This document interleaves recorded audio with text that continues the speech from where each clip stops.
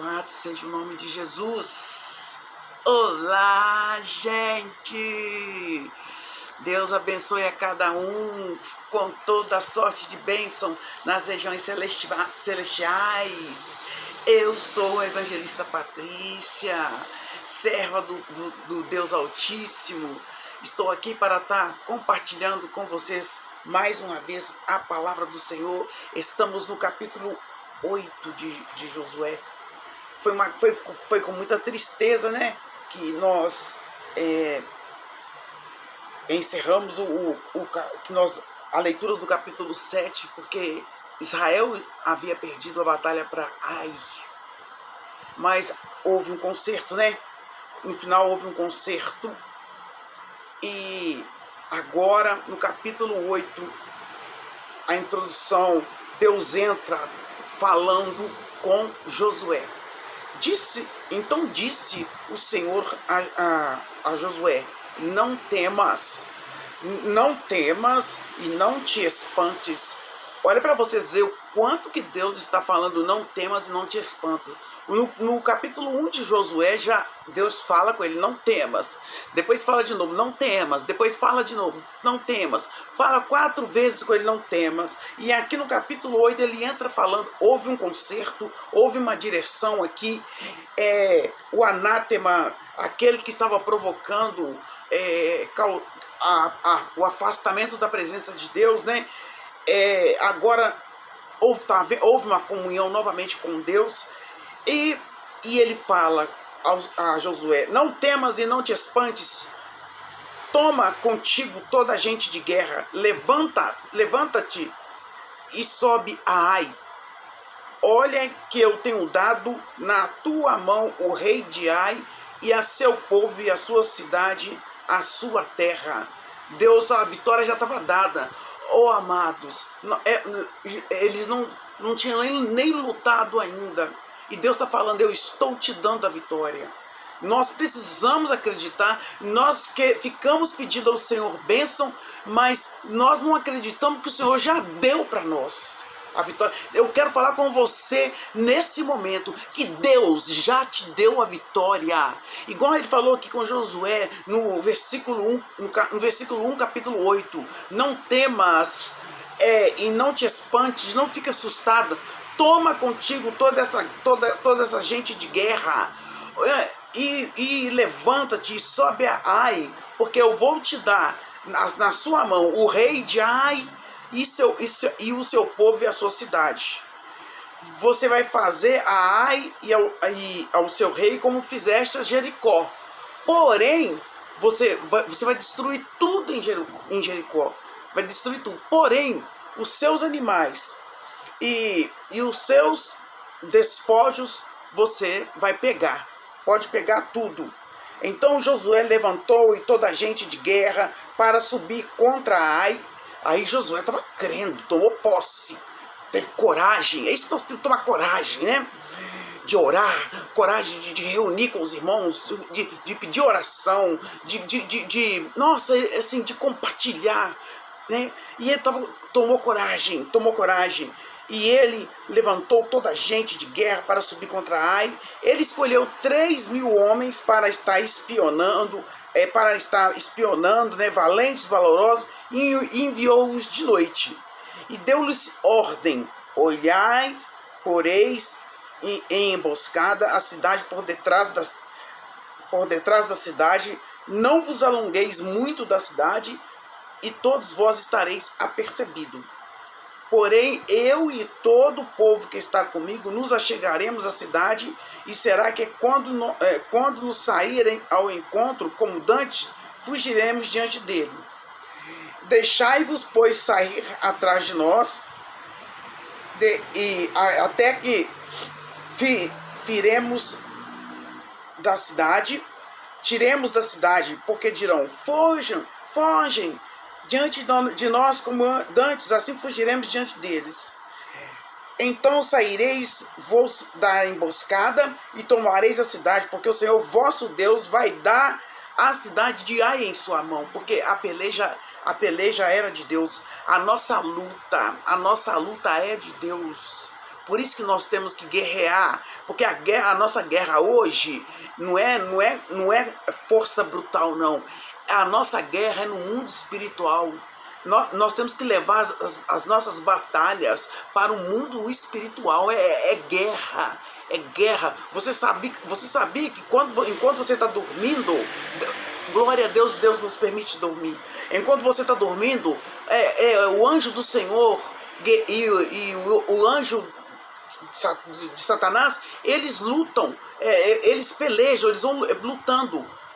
O anjo do Senhor não nos protege. Por isso que nós não podemos dormir sem oração, né? E aí, gente, eles falou assim, olha, Israel tinha de aprender, obedecer e trazer recompensas a Deus.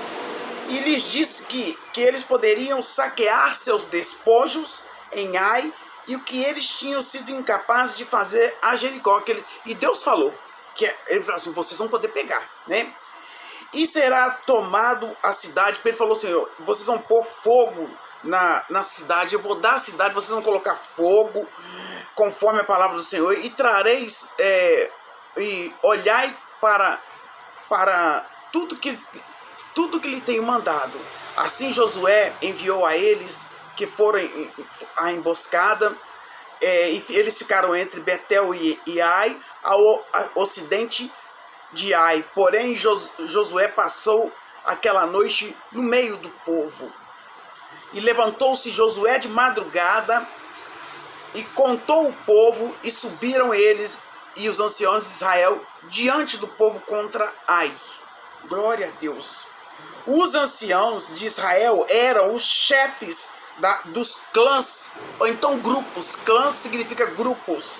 E a família representava, e as famílias juntas representavam a nação em ocasião especiais.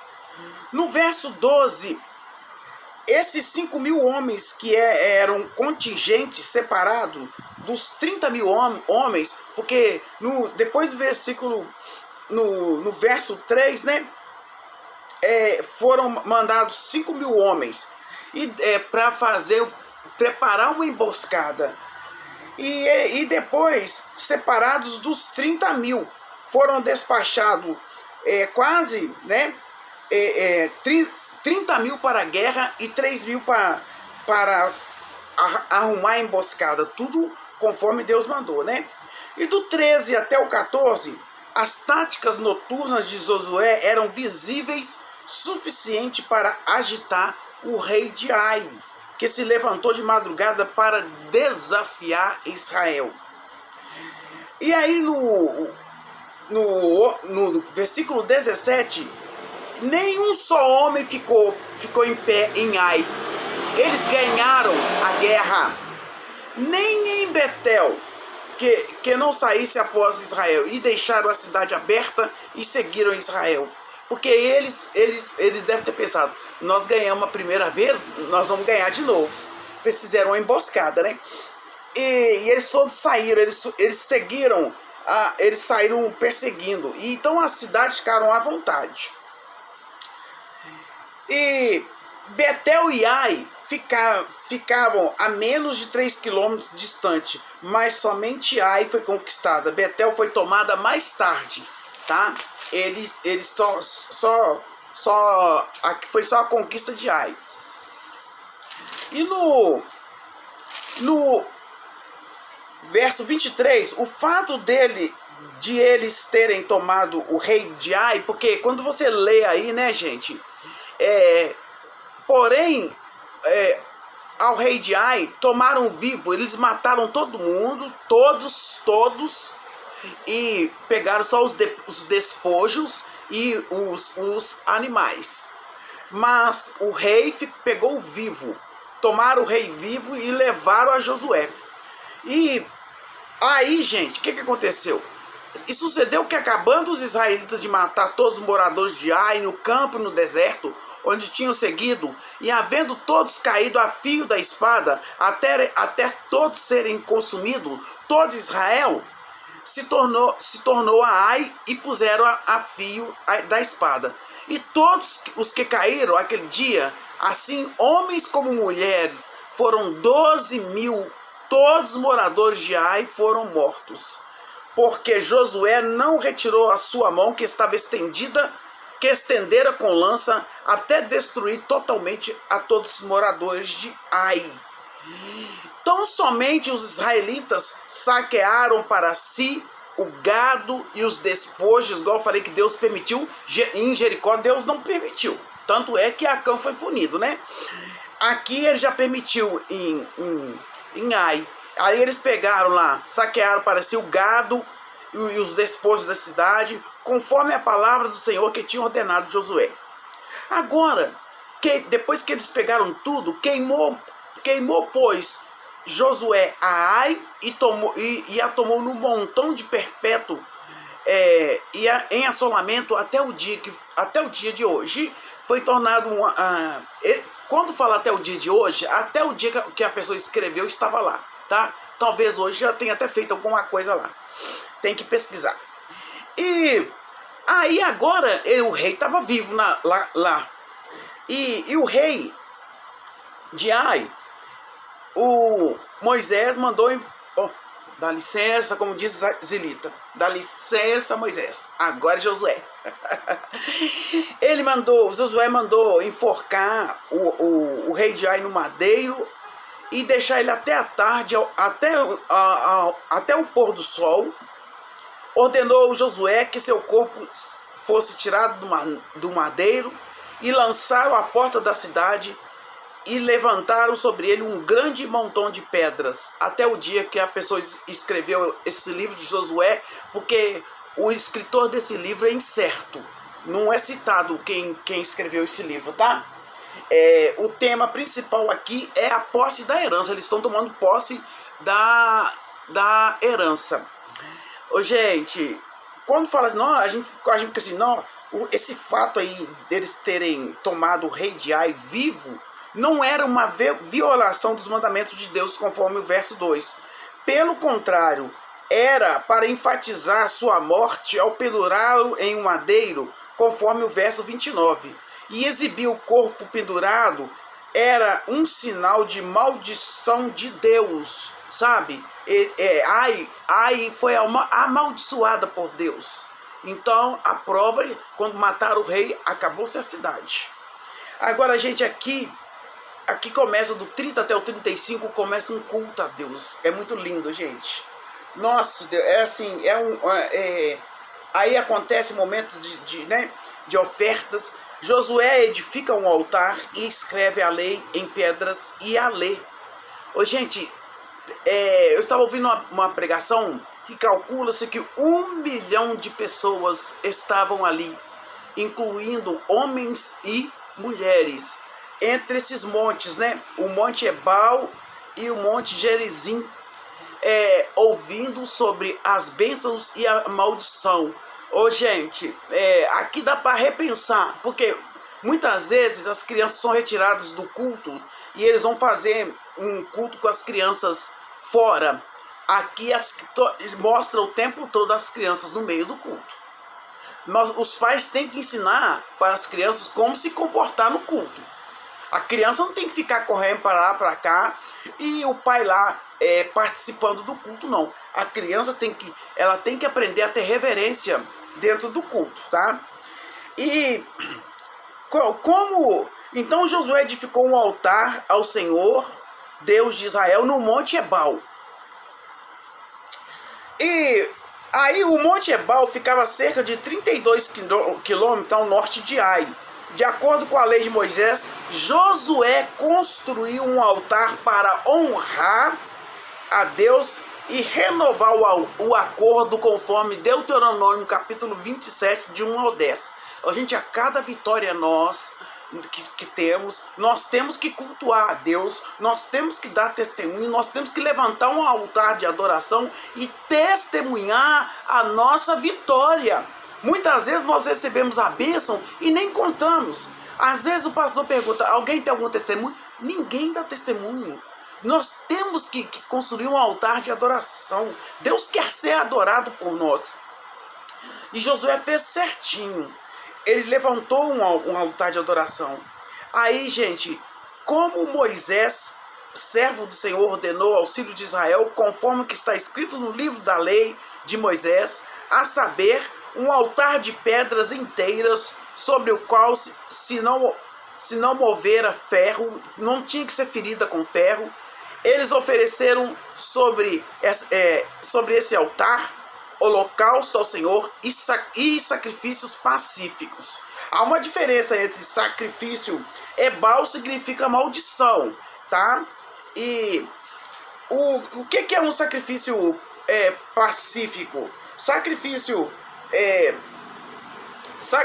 pacífico é aquele sacrifício que você leva para o sacerdote, há um derramamento de sangue e o povo come a carne junto com os sacerdotes, tá? Come a carne junto com o sacerdote. Agora, a oferta de holocausto, deixa eu ver se eu anotei aqui. Oferta de holocausto, essa ele tinha que ser sacrificado, tinha que ter derramamento de sangue. Não é beber o sangue não, tá, gente? Ele vai tomar o sangue. Não, pegar o sangue, derramar o sangue, tem que haver derramamento de sangue e ele tem que ser queimado no altar, tá? Esse é esse aí é o sacrifício, né, de perdão. Os holocaustos eram todos para Deus. Os animais eram mortos, o sangue lhes era tirado, depois eles eram queimados até virar cinza no altar. Eles representavam a consagração total da pessoa, conforme Levítico 1-17. Então o animal ele tinha que ser sangrado, né? Ele tinha que ser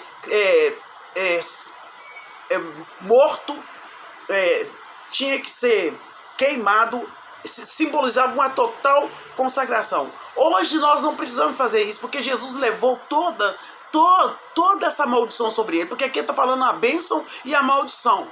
Tudo, ele levou sobre si as nossas dores, sabe? Tudo isso que os israelitas estão fazendo aqui se concretizam na vida de Cristo. Ele levou sobre si as nossas dores, levou sobre si os nossos pecados, inocente, né? E aí e o sacrifício pacífico também, eles eram sacrifícios de animais, mas a carne era ingerida, né? Ingerida quer dizer comida pelo sacerdote e pelo povo. Eles simbolizavam uma gratidão, compromisso com Deus e comunhão. E aí o povo, gente, as pessoas ficam falando que hoje não precisa de congregar. Precisa. Nós precisamos tirar um dia para estarmos consagrando a Deus. Todos os dias pertencem a Deus, mas as pessoas hoje não querem ir numa escola dominical porque fala que está cansado. Gente, ontem eu estava tão cansada, mas o meu corpo estava tão cansado, estava pedindo cama, mas eu fui honrar o Senhor, eu fui prestar culto a Deus, mesmo estando cansado, eu fui cultuar a Deus. É uma prestar solenidade a Deus. Aí, gente, em todo Israel, né, todo Israel, seus anciãos e seus príncipes, seus juízes estavam de uma banda a outra, e a arca, que representava a presença de Deus perante os sacerdotes levitas, que levavam a arca do concerto do Senhor, assim como os estrangeiros, como naturais, metade deles em frente ao monte Gerizim, que significa bênção. Tinha mais de 1 milhão de pessoas, gente, estavam ali. Estrangeiro, pessoa que tinha aceitado a fé, todos estavam ali. E ali eles estavam oferecendo a oferta pacífica, oferta de gratidão, oferta de adoração. Mesmo cansado, irmão, nós temos que tirar pelo menos o domingo para estar na escola dominical, para estar no culto à noite. A gente sacrifica tanto por bens materiais e nós esquecemos de sacrificar para o Senhor, né? E aqui no 8:34, e depois que deixa eu só terminar aqui de ler isso aqui, ó. E a outra metade, então o povo se dividiu. Uma metade ficava no monte Gerizim, que significa o monte da bênção, e a outra metade ficava no monte Ebal, que significava maldição. Como Moisés, servo do Senhor, ordenara para abençoar primeiro o povo de Israel, né? E depois Josué leu em voz alta. Eu imagino, gente, que tinha um sacerdote levita perto de cada grupo, porque a voz de Moisés não ia soar para 1 milhão de pessoas, mas havia a família, né, dos sacerdotes, né, os levitas, que iam recontando o que Josué falava, eles repetiam, tá? Mas estava todo mundo lá, todos congregados. Tem gente que o dia que tem jogo do Atlético, do Cruzeiro, jogo do time lá favorito, nem vão ao culto. Assim, eu mereço ficar em casa hoje, ninguém merece nada. Trata de levantar e ir adorar a Deus. Tira tempo para Deus, tira tempo para ler Bíblia.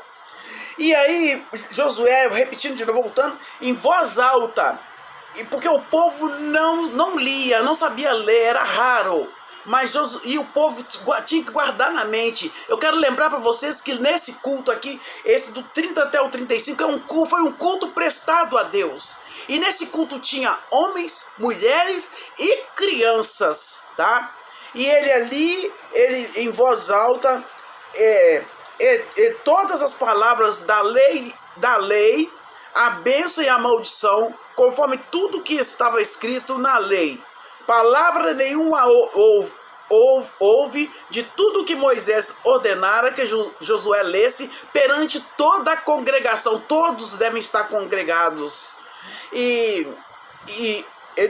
tanto mulheres, meninos e estrangeiros que andavam no meio deles, todos estavam ouvindo, gente. Então toda a congregação, imaginem, todos estavam ouvindo Josué em voz alta. O que eu imagino aqui, é isso que eu falei com vocês, que os levitas iam recontando. E eles tinham que recontar para não esquecer. Quero trazer à memória aquilo que me dá esperança. Nós temos que recontar as bênçãos, né? Tem até uma musiquinha que fala assim: conta quantas bênçãos são. Então, gente, nós temos que voltar. A bênção e a maldição eram integrais ao relacionamento de conserto. As bênçãos viriam se o conserto fosse obedecido. A maldição viria se o conserto não fosse obedecido. Aquele que confessa Jesus como Salvador está debaixo da bênção. Aquele que não confessa Jesus como Salvador está debaixo da maldição. Eis que o Senhor põe diante de nós a bênção e a maldição. A escolha é sua. Agora, luta nós temos. Olha a luta que Josué teve no capítulo 7 e tudo. Josué teve que ser forte e corajoso de novo. Então, pela fé, toma posse da sua bênção. Deus tem uma obra na sua vida, amém? Eu sou a evangelista Patrícia. Eu gostaria que você se inscrevesse no meu canal e deixasse o seu like. Em nome de Jesus, e compartilha para a honra e glória do Senhor, amém? Tchau, Deus abençoe.